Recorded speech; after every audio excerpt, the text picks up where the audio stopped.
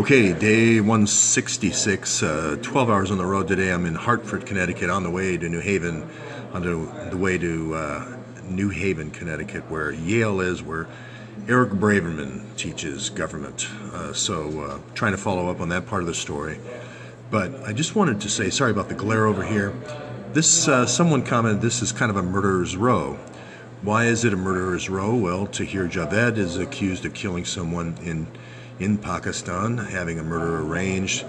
The car company that Imran was a part of ended up having the registered agent of his company ended up killing someone. Of course, Muslim Brotherhood's killed many people. Of course, Sid here through Osprey Global has been responsible for a lot of murders through General Grange and Osprey Global in Libya and Syria. And then Hillary, well, fill in the blanks there for yourself. And it remains to be seen what level of culpability, beyond just simple surveillance, that Mr. McCabe here has through kind of a COINTELPRO 2 that was instituted in 1998 by Hillary. So, having said that, I want to make a quick comment about all the hysteria around the chemical weapons. And you know, as I've said before, it's not just motive, means, and opportunity, it's also history and modus operandi. I'll remind everybody in 1983, it was clear that the CIA wanted to unseat Assad, the father of the current Assad, and they were talking about attacking from the north, attacking from the south, and attacking from Israel. So this is nothing new, and it was all about this goal of opening the pipeline. So I don't think that goal has changed. All I'm saying is truly good reporting, truly good journalism goes from data through filtering, through visualization, and onto story, where you really get understanding rather than just reporting whatever the Department of Defense decides to parrot to you that day from the podium. I just want to remind people of this pipeline here that goes through Syria, that's been a part of the plans really for Syria since oil was used by Churchill for the Navy of England. That's when this whole geopolitical situation changed. I will remind everyone that I quote New York Times reporters. This is Eric Schmidt, Pulitzer Prize winner, who has said that ISIS has used gas 52 times in Iraq and Syria. This is Eric Schmidt's reporting.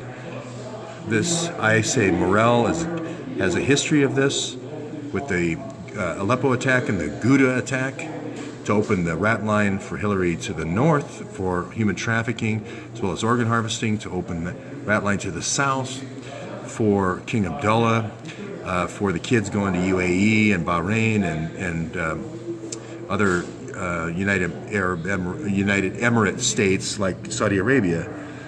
Ava Bartlett, has reported, as well as Vanessa Beeley, that the white helmets are a fraud. This SOHR, this oil executive living up in Cambridge, England, is a fraud. They're still quoting him as of today. The Syrian Observatory of Human Rights is a sham. So none of the dynamics of this situation have changed at all.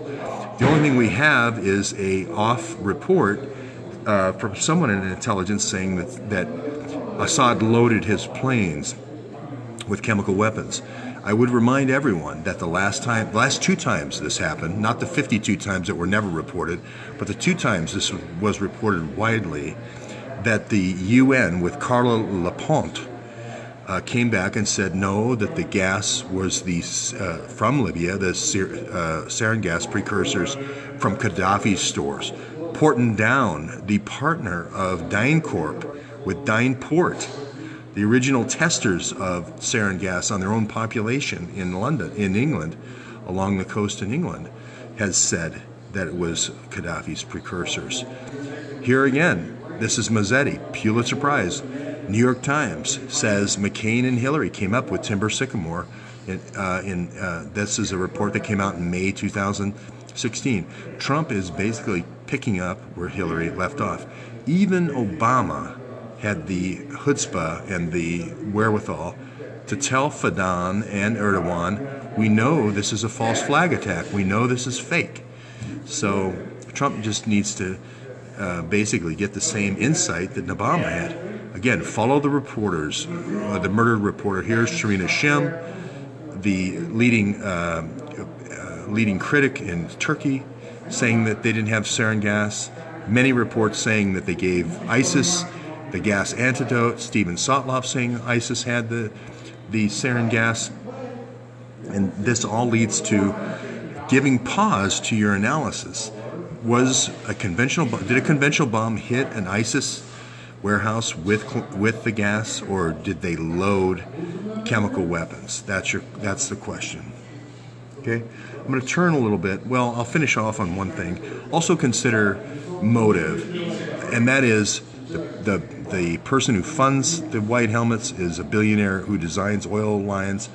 The person who is giving updates to the press right now, Syrian Observatory of Human Rights, is an oil executive who gives oil lectures in Kazakhstan, not a human rights activist. Consider the reporters that have been murdered. This is Shifa Gardi, who's been murdered over reporting that they were a fraud. Okay, I'm going to shift a little bit. One more history slide. Consider the history of Libya, the way that was toppled. Consider the history of Syria and the attempt to topple that. Consider Mr. Prince Abdullah's, King Abdullah's role in that. He basically took the chemical weapons from Gaddafi and then provided them to ISIS for those previous two attacks. Again, if someone robs a bank here and then they rob a bank here and then there's a third bank robbery, I suspect the bank robber. And it's just a happy accident that he was there the day that the attack occurred. So, again, now more than ever, Mr. McCabe needs to recuse himself, give back the $675,000, turn over the metadata for Hillary's server, turn over the metadata for Huma's server, and turn over the metadata for the Awan server. Okay, so it is a bar atmosphere.